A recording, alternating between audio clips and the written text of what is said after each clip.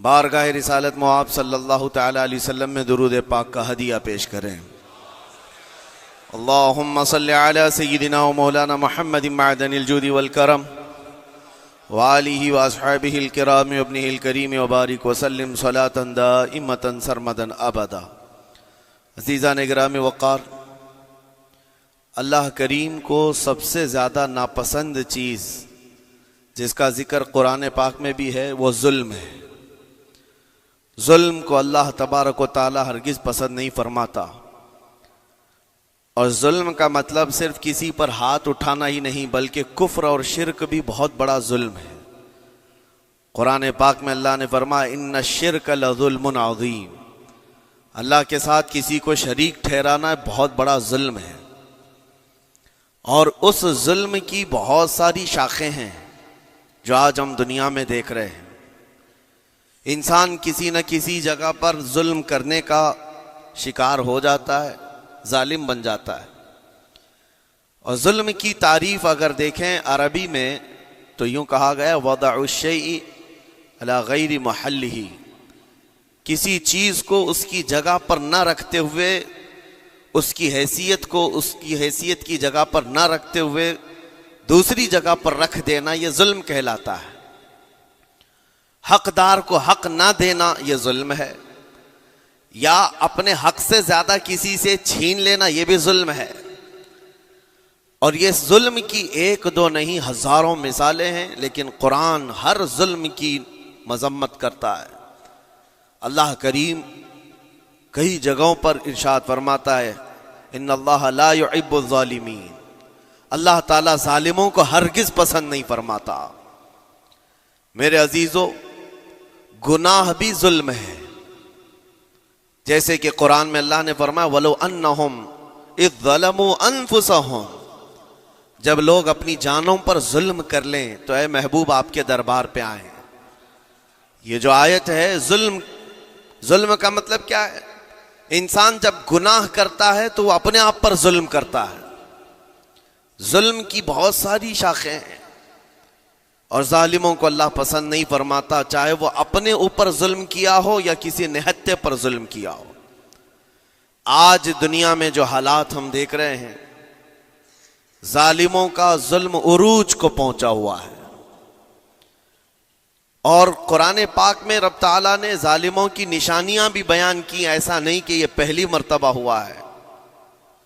اللہ تعالیٰ فرماتا ہے وَكَم مِّن قَرْيَةٍ أَهْلَكْنَاهَا، کتنی بستیاں ایسی ہیں جن کو ہم نے ہلاک کر دیا۔ رب تبارک و تعالیٰ نے ان کو ختم کر دیا کیونکہ وہ ظالم تھے۔ ظالموں کی بستیاں جو ہلاک ہوئیں، قرآن پاک میں 3 مثالیں آپ کو بتاتا ہوں۔ ایک نوح علیہ السلام کی امت اور ان کی آبادی، دوسری حضرت لوط علیہ السلام کی قوم، تیسری حضرت صالح علیہ السلام کی قوم۔ یہ تینوں قومیں ایسی ہیں، گناہ میں تو تھی لیکن غرور بہت زیادہ تھا، گھمنڈ بہت زیادہ تھا۔ آج کے دور میں اگر کسی کے پاس پیٹروٹ میزائل ہیں اور بم بارود کی طاقت رکھتا ہے، نیوکلیئر پاور ہے، تو وہ یہ سمجھتا ہے مجھے کوئی شکست نہیں دے سکتا۔ یہ ہر دور میں ظالموں کا خواب رہا ہے، ہر دور میں ظالم اسی طرح کی فکر رکھتے ہیں۔ نوح علیہ السلام کی قوم بہت مضبوط قوم سمجھی جاتی تھی۔ اللہ تعالیٰ نے اپنے نبی کو جب حکم فرمایا کہ آپ ایک کشتی بنائیں بہت بڑی، تو وہ آپ کا مذاق اڑاتے تھے۔ یہاں دور دراز کہیں نہ ندی ہے، نہ نالا ہے، نہ سمندر ہے، کشتی کس میں چلاؤ گے؟ اللہ کے نبی کو پتا تھا کہ عذاب آنے والا ہے، اور اپنے ایمان والوں کو آپ ڈرا بھی رہے تھے، لیکن کفار و مشرکین غرور و تکبر میں ایسے تھے، یہاں تک کہ نوح علیہ السلام نے اپنے بیٹے کو بلا کر کہا، جو کافر تھا، کہا میرے ساتھ آ جا، یا بنی ارکم معنا ولا تکن مع الکافرین، بیٹا ہمارے ساتھ آ جا، کافروں کے ساتھ مت جا۔ اس نے کیا کہا؟ قال سآوی الی الجبل یعصمنی من الماء، میں تو پہاڑ کی اونچی چوٹی پر چلا جاؤں گا، تمہارا پانی مجھے کچھ نہیں کر سکے گا۔ یہ اس وقت ظالموں کا خیال تھا، گمان تھا۔ پھر اللہ تعالیٰ قرآن پاک میں فرماتا ہے وَفَجَّرْنَا الْأَرْضَ عُيُونًا، ہم نے زمینوں کے سارے چشمے پھاڑ دیے، ہر جگہ سے پانی کے سوتے نکلے، اور پھر آسمان کے سارے دروازے کھول دیے۔ ففتحنا ابواب السماء بماء منہمر، اللہ فرماتا ہے آسمان کے سارے دروازے پانی کے کھول دیے، آسمانوں سے پانی اور زمینوں سے پانی۔ فالتقى الماء على امر قد قدر، سورہ قمر کی آیتیں ہیں، رب تعالیٰ فرماتا ہے پانی اتنا بڑھ گیا کہ جو رب تبارک و تعالیٰ کی طے کی ہوئی معینہ نشانی تھی وہاں تک جا کر پانی مل گیا، روئے زمین پر کوئی باقی نہ رہا سوائے حضرت نوح علیہ السلام کی کشتی کے، کوئی نہیں باقی رہا۔ جب یہ پانی پھیل گیا، کیا پہاڑوں کی چوٹیاں، کیا محلوں کی اونچائیاں، سب غرق ہو گئے، اور وہ جبابرہ، وہ قوت کے بادشاہ جو کہتے تھے ہمارا کوئی کچھ نہیں بگاڑ سکے گا، سڑ گئے پانیوں میں۔ صرف پانی اللہ تعالیٰ بھیج دے تو انسان اسے روک نہیں سکتا، عذاب الہی کو کیسے روک سکے گا؟ دوسری گھمنڈی قوم، غرور میں مبتلا قوم تھی حضرت لوط علیہ السلام کی قوم، جو بدکاریوں میں ملوث تھے۔ اللہ کا جب عذاب آیا تو قرآن پاک میں رب تعالیٰ فرماتا ہے وَأَمْطَرْنَا عَلَيْهِمْ حِجَارَةً مِّن سِجِّيلٍ، نوکیلے پتھروں کی ہم نے ان پر بارش کی۔ فَجَعَلْنَا عَالِيَهَا سَافِلَهَا، ان کی اونچائیوں کو اٹھا کر کے نیچے پلٹ دیا گیا، زمین کو فرشتوں نے اوپر تک اٹھایا اور اس کے بعد پلٹ دیا۔ یہ پوری بستی غرق ہو گئی، ختم ہو گئی۔ یہ بستی بھی وہی تھی جس کو حضرت لوط علیہ السلام بار بار تنبیہ کرتے تھے کہ ظلم سے بچو، ظلم سے بچو، ظلم اللہ کے عذاب کو دعوت دیتا ہے، لیکن وہ مذاق اڑاتے تھے، اور جب ہلاک و برباد ہو گئے، ختم ہو گئے، ان کی نشانیاں بھی باقی نہیں رہی۔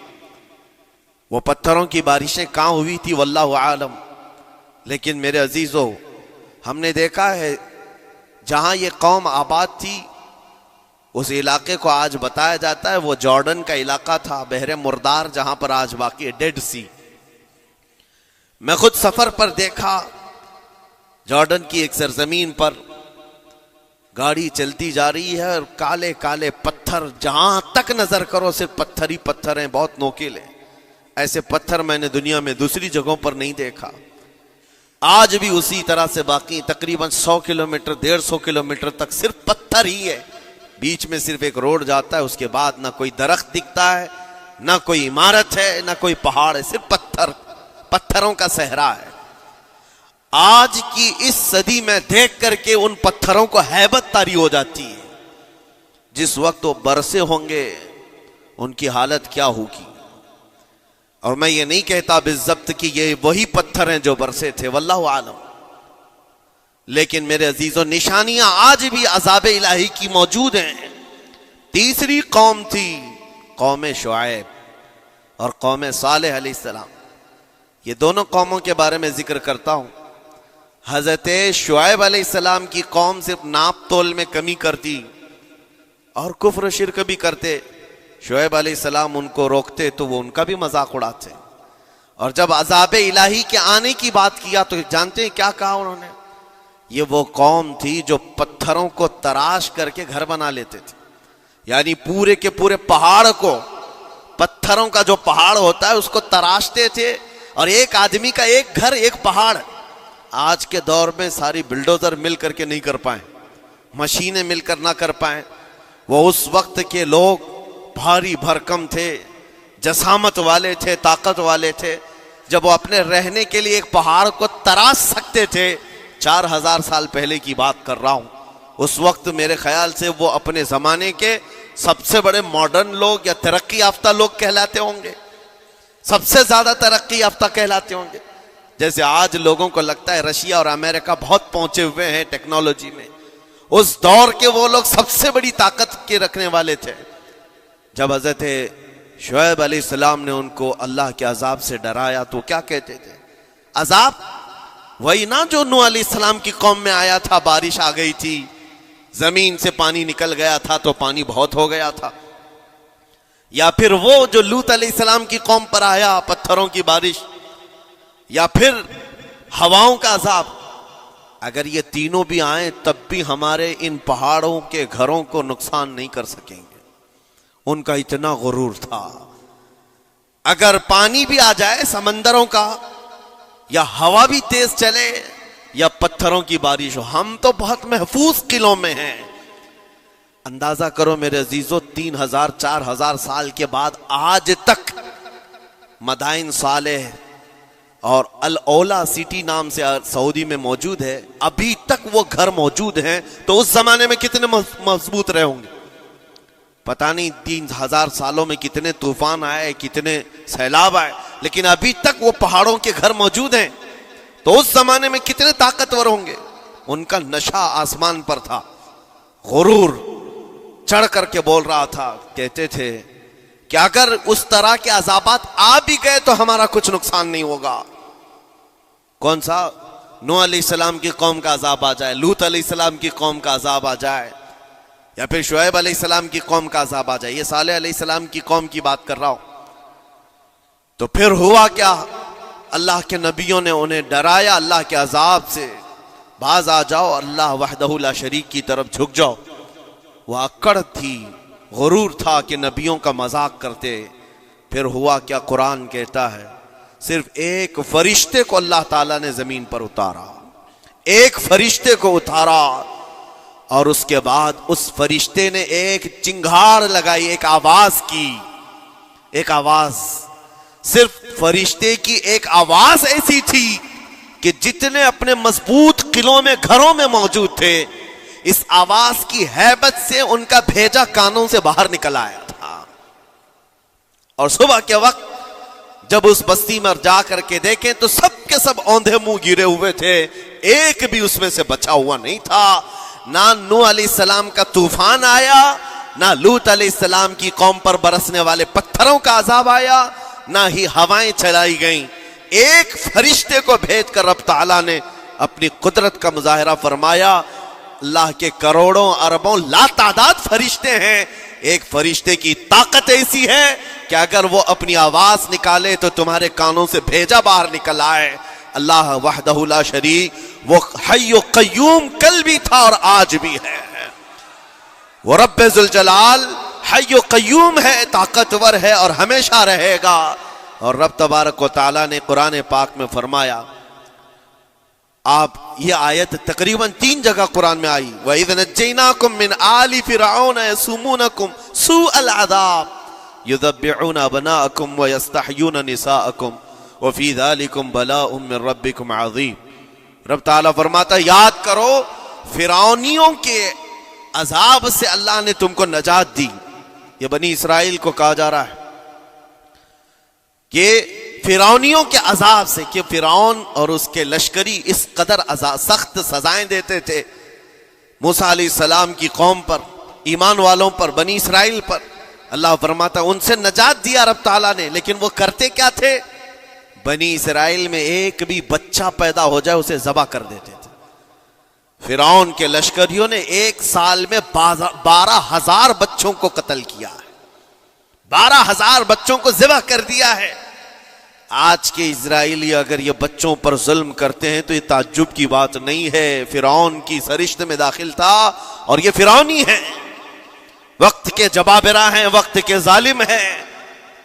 12,000 بچوں کو قتل کر دیا تھا فرعون اور اس کے لشکریوں نے، اور عورتوں کو زندہ چھوڑ دیتے تھے۔ قرآن میں اللہ تعالیٰ نے فرمایا 3 جگہ آئی آیت، لیکن اس کے ساتھ رب تعالیٰ یہ بھی فرماتا ہے یہ سخت ترین سزائیں دیتے تھے فرعونی، اللہ نے ان سے تم کو نجات دیا، لیکن یہ سزائیں کیوں دیتے تھے، یہ عذاب کیوں تھا؟ وَفِي ذَلِكُمْ بَلَاءٌ مِّن رَبِّكُمْ عَظِيمٌ، یہ ہے فرمان اللہ کا۔ یہاں میں یہ ٹکڑا اگر بیان کر دوں تو آج آپ کے دلوں کے اندر ایک یقین پیدا ہو جائے گا، آج کے حالات کے مطابق فرعونیوں کا اس قدر سخت عذاب کیوں تھا۔ رب تعالیٰ فرماتا ہے اے مومنو، ان تمام معاملات میں اللہ کی طرف سے تمہارے لیے بڑا امتحان تھا، یہ امتحان تھا، اور وہ امتحان آج بھی ہے اور ہر زمانے میں رہے گا۔ ستیزہ کار رہا ہے ازل سے تا امروز، شرار ابو لہبی سے چراغ مصطفی، ہر زمانے میں حق و باطل کے معرکے ہوتے رہیں گے. لہٰذا آج کے دور میں یہ سب حالات جو پیدا ہوئے، مسلمانوں کو، مومنین کو ذرا برابر بھی نروس ہونے کی ضرورت نہیں. تم جس دین سے وابستہ ہو، اس دین کی حفاظت کا ذمہ اللہ نے اپنے ذمے لیا ہے. یریدون لیطفئوا نور اللہ بافواہہم، قرآن میں اللہ فرماتا ہے کفار و مشرکین اپنے منہ کے پھونکوں سے اللہ کے اس چراغ کو بجھانا چاہتے ہیں، اللہ اپنے اس چراغ کو مکمل کر کے رہے گا.